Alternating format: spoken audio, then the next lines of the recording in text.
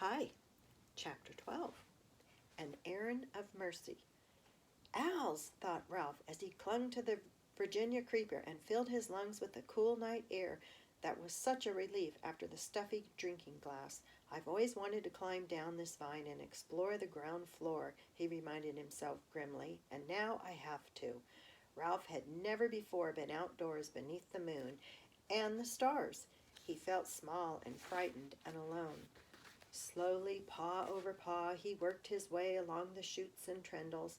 An owl uncomfortably close in a pine tree hooted. An owl huddled, shivering in the shadow of a leaf, aware that he was losing precious seconds. A night wind rattled the windows, and the owl glided off across the parking lot. Ralph inched his way down the vine. It was a long, winding route full of detours to the ground floor window, which, to Ralph's relief, was open. Upon reaching the sill, Ralph leaped to the floor of the room in which three young men of college age were sleeping, two in beds and one in a sleeping bag on the floor. An aspirin, I must find an aspirin, thought Ralph, darting under the bed. He bumped into a dust mouse, which startled him, but he did not find an aspirin. He was in such a hurry he ran right over the man in the sleeping bag instead of taking the time to go around. There, under the dresser, gleaming a shaft of moonlight, he saw a round, white pill. He went closer. Yes, it really was an aspirin tablet. At last! Ralph was positive it was an aspirin and not some other pill because it had letters stamped on it. Ralph could not read the letters, but he knew they stood for an aspirin. He had been warned about them often enough. Now all Ralph had to do was figure out how to get the pill upstairs to room 215. Telling himself that in spite of all that had happened that night, it could not be much past 1 o'clock in the morning. Ralph half pushed and half rolled the aspirin tablet around the man in the sleeping bag to the door. He shoved it under the door and with great difficulty squeezed himself under. The first floor carpet was thicker and of better quality than that of the second floor. Ralph worked his way with the aspirin down the hall to the lobby where the night clerk was asleep on a couch. The glassy eyes of a deer heads mounted on the knotty pine walls seemed to stare at Ralph. So did the giant eye of the television set. Slowly, he moved his precious load across the lobby to the stairs, and there he stopped. How could he manage to get that aspirin up those stairs? He picked it up and tried lifting it, even though he knew he could not reach the first step with it. The night clerk tossed on the couch and made a gobbling, snorting noise. Ralph dropped the aspirin in a panic and looked wildly about for a hiding place. With one terrified leap, he dived under the grandfather clock between the elevator and the stairs. It was immediately plain from the dust that no one ever cleaned under the clock. Aha! Aha! Ralph struggled to control a sneeze. Above him, the works of the clock began to make grinding noises. Achoo! The sneeze could not be held back. Bong! The clock struck 1:30, forcing Ralph to clap his hands over his ears. How his famous ancestors, the one that ran up the clock, Hickory Dickory Dock, stood the racket, he did not know. Peeking out, Ralph discovered the night clerk had slept soundly through the din. So he ventured out from under the clock to continue his struggle with the aspirin tablet. Since carrying the pill up the stairs was impossible, Ralph had to find another way. The elevator. Ridiculous. A mouse could not run an elevator. Then, quite unexpectedly, a whole plan of action popped into his mind. Ralph had a genuine inspiration.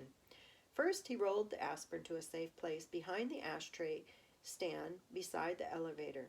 Then, empty-pawed, he climbed the stairs to the second floor and ran down the hall to room 215, where he squeezed under the door. Keith was still half awake, his eyes glinting with fever under their heavy lids. "Psst," said Ralph. "I found an aspirin for you." Murmured Keith. "An aspirin tablet. I found an aspirin." "Where is it?" Keith was more awake now. Down on the first floor. Oh, Keith was obviously disappointed. Now wait, said Ralph. I can get it up here, but I've got to have some help. You'll have to let me take your sports car. You're too young, mumbled Keith. I am not.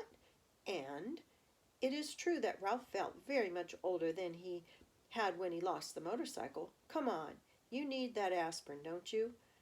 You already lost my motorcycle. Oh, come on. Ralph was growing more impatient as he felt the night slipping by. If you won't let me take the sports car, will you let me take the ambulance?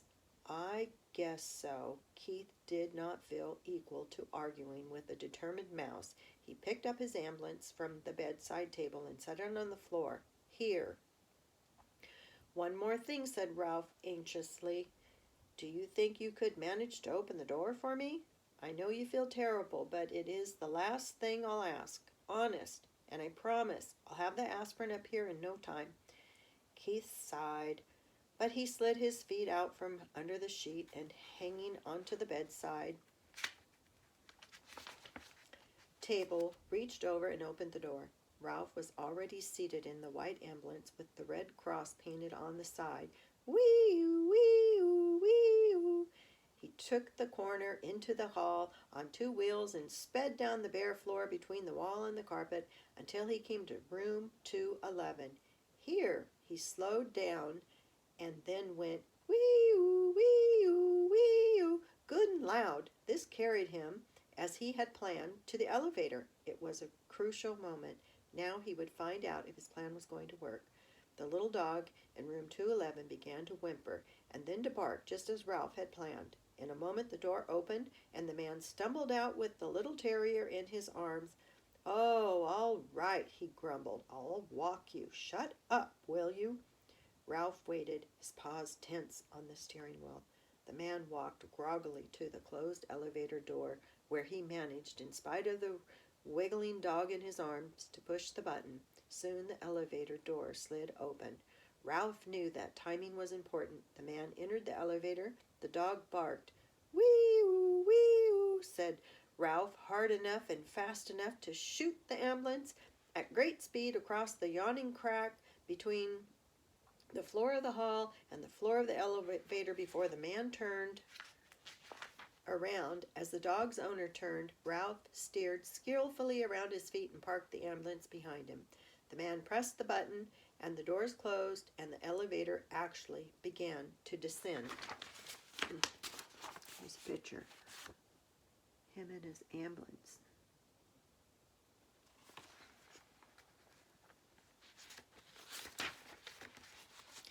Do you know what you are? The man sleepily asked the dog. You are a nuisance. That's what you are, a four-footed, hair-covered nuisance. The dog ignored his master. I know you're down there, he yapped to Ralph. If I could just get down, I'd get you.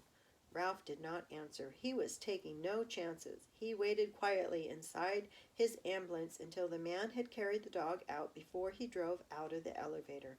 He jumped out of the ambulance, opened the rear door, seized the precious aspirin, and boosted it inside. Slamming the doors, he ran around and jumped into the driver's seat. There was not an instant to lose.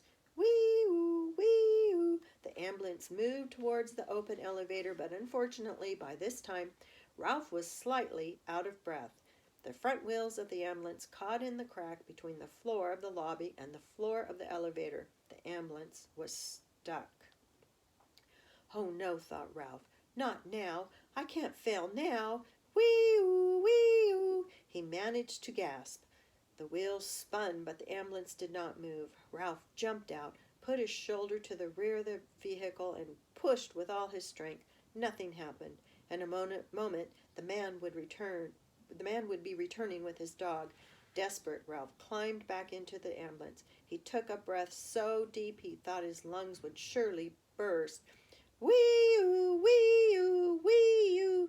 He made the sound hard and fast and high-pitched. The wheels spun. The ambulance moved slowly at first, and then, as the tires got a grip on the floor of the elevator, it shot out of the crack and across the elevator and hit the rear wall with a bump.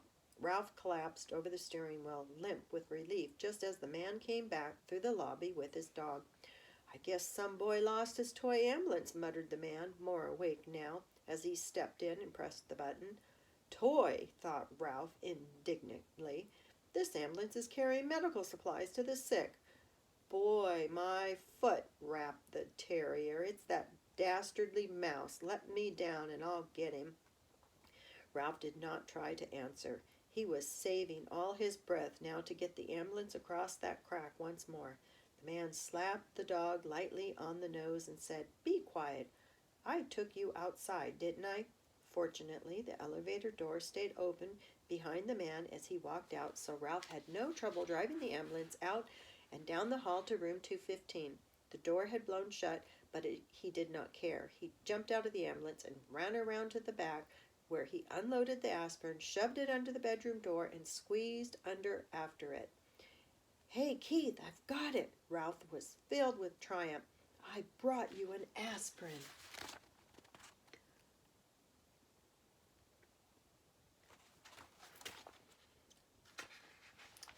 And that's at chapter 12. Next one's the last one of this book. See you soon. Bye.